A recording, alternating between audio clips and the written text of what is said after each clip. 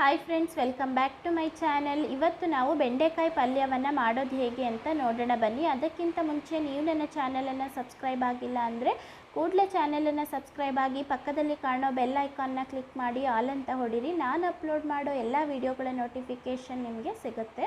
ಬನ್ನಿ ಫ್ರೆಂಡ್ಸ್, ಮಾಡೋದು ಹೇಗೆ ಅಂತ ನೋಡೋಣ. ಇದಕ್ಕೆ ಬೇಕಾಗಿರುವಂತಹ ಇಂಗ್ರೀಡಿಯೆಂಟ್ಸ್, ಇಲ್ಲಿ ನಾನು ಒಂದು ದೊಡ್ಡ ಸೈಜ್ ಈರುಳ್ಳಿಯನ್ನು ಕಟ್ ಮಾಡಿ ತೊಗೊಂಡಿದ್ದೀನಿ. ಹಾಗೆ 5 ಹಸಿರು ಮೆಣಸಿನಕಾಯಿನ ಹೆಚ್ಚಿ ತೊಗೊಂಡಿದ್ದೀನಿ ಉದ್ದುದ್ದ. ಹಾಗೆಯೇ 2 ಟೊಮೆಟೊವನ್ನು ತೊಗೊಂಡಿದ್ದೀನಿ, ಮೀಡಿಯಮ್ ಸೈಜ್ ಟೊಮೆಟೊ. ಹಾಗೆ 8ರಿಂದ 10 ಎಸಳು ಬೆಳ್ಳುಳ್ಳಿಯನ್ನು ತೊಗೊಂಡಿದ್ದೀನಿ.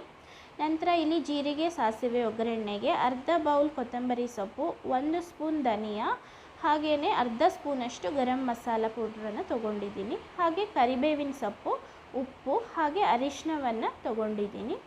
ನಂತರ ಇಲ್ಲಿ ನಾನು ಒಂದು ಅರ್ಧ kgಯಷ್ಟು ಬೆಂಡೆಕಾಯಿನ ಕಟ್ ಮಾಡಿ ಈ ರೀತಿಯಾಗಿ ತೊಗೊಂಡಿದ್ದೀನಿ ನೋಡಿ. ನಂತರ ನಾನಿಲ್ಲಿ ಒಂದು ಪ್ಯಾನನ್ನು ಇಟ್ಕೊಂಡು ಈ ಪ್ಯಾನ್ಗೆ ನಾನು ಬೆಂಡೆಕಾಯಿಯನ್ನು ಹಾಗೆಯೇ ಫ್ರೈ ಮಾಡ್ಕೊಳ್ತಾ ಇದ್ದೀನಿ ಹಾಕ್ಕೊಂಡು. ನೋಡಿ, ಈ ರೀತಿ ಹೈ ಫ್ಲೇಮಲ್ಲಿ ಗ್ಯಾಸನ್ನು ಇಟ್ಕೊಂಡು ನಾನು ಬೆಂಡೆಕಾಯಿನ ಹಸಿ ಅಂಶ ಹೋಗೋ ತನಕ ಫ್ರೈ ಮಾಡ್ಕೊಳ್ತಾ ಇದ್ದೀನಿ. ನೋಡಿ ಫ್ರೆಂಡ್ಸ್, ಈ ರೀತಿ ಒಂದು ಸರಿ ನೀವು ಫ್ರೈ ಮಾಡ್ಕೊಳ್ಳಿ. ಇದಕ್ಕೆ ಸ್ವಲ್ಪ ಆಯಿಲನ್ನು ಮಿಕ್ಸ್ ಮಾಡಿಕೊಂಡು ಫ್ರೈ ಮಾಡ್ಕೊಳ್ಳಿ, ತಳ ಹಿಡಿದೇ ಇರೋ ರೀತಿಯಲ್ಲಿ.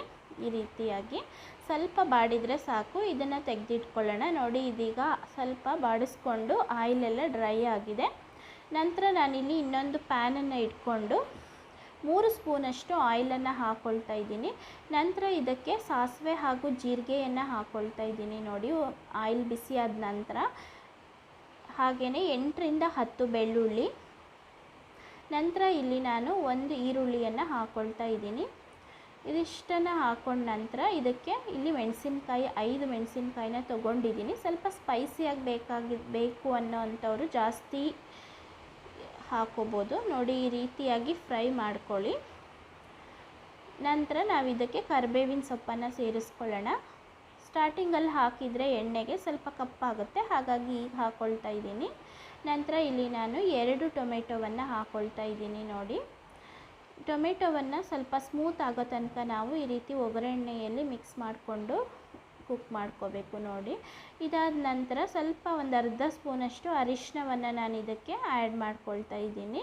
ಈ ಅರಿಶಿನ ಆ್ಯಡ್ ಮಾಡಿಕೊಂಡು ಇದೇ ರೀತಿ ಮೀಡಿಯಮ್ ಫ್ಲೇಮಲ್ಲಿಟ್ಟು ಒಗ್ಗರಣೆನ ನಾನು ಬೇಯಿಸ್ಕೊಳ್ತೀನಿ ಟೊಮೆಟೊ ಸ್ಮೂತ್ ಆಗೋ ತನಕ.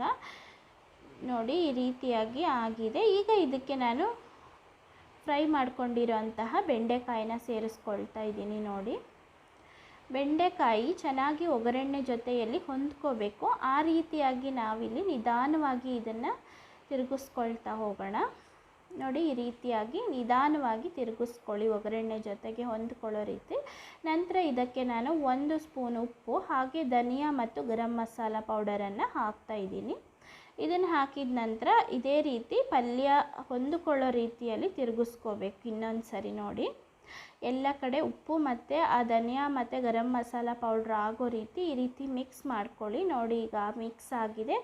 ಈಗ ನಾವು ಈ ಬೆಂಡೆಕಾಯಿನ ಒಂದು 5 ಮಿನಿಟ್ಸ್ ಲಿಡ್ ಕ್ಲೋಸ್ ಮಾಡಿ ಕುಕ್ ಮಾಡ್ಕೋಬೇಕು. ನೋಡಿ ಫ್ರೆಂಡ್ಸ್, ಇದೀಗ ಆಗಿದೆ. ನಾನು ನಿಮಗೆ ತೋರಿಸ್ತಾ ಇದ್ದೀನಿ. ನೋಡಿ, ಬೆಂಡೆಕಾಯಿ ರೆಡಿಯಾಗಿದೆ. ಈಗ ಇದಕ್ಕೆ ನಾವೀಗ ಲಾಸ್ಟಲ್ಲಿ ಸ್ವಲ್ಪ ಕೊತ್ತಂಬರಿ ಸೊಪ್ಪನ್ನು ಹಾಕ್ಕೊಂಡು ಮಿಕ್ಸ್ ಮಾಡಿಕೊಂಡ್ರೆ ಬಿಸಿ ಬಿಸಿಯಾದಂತಹ ಬೆಂಡೆಕಾಯಿ ಪಲ್ಯ ರೆಡಿಯಾಗತ್ತೆ. ನೋಡಿ ಫ್ರೆಂಡ್ಸ್, ಎಷ್ಟು ಚೆನ್ನಾಗಿ ಬಂದಿದೆ ಪಲ್ಯ. ಇದನ್ನೀಗ ನಾನು ಸರ್ವ್ ಮಾಡ್ಕೊಡ್ತೀನಿ. ನೋಡಿ, ಎಷ್ಟು ಚೆನ್ನಾಗಿ ಬಂದಿದೆ ಬೆಂಡೆಕಾಯಿ ಪಲ್ಯ.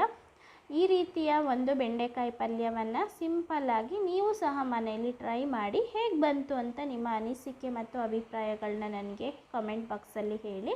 ಹಾಗೆ ಈ ಒಂದು ವಿಡಿಯೋ ಇಷ್ಟ ಆಗಿದ್ದರೆ ಲೈಕ್ ಮಾಡಿ, ಹಾಗೆ ಸಬ್ಸ್ಕ್ರೈಬ್ ಮಾಡಿ ಚಾನೆಲ್ನ. ನಂತರ ಫ್ರೆಂಡ್ಸ್ಗಳಿಗೂ ಸಹ ವಿಡಿಯೋಗಳನ್ನ ಶೇರ್ ಮಾಡಿ. Thank you friends.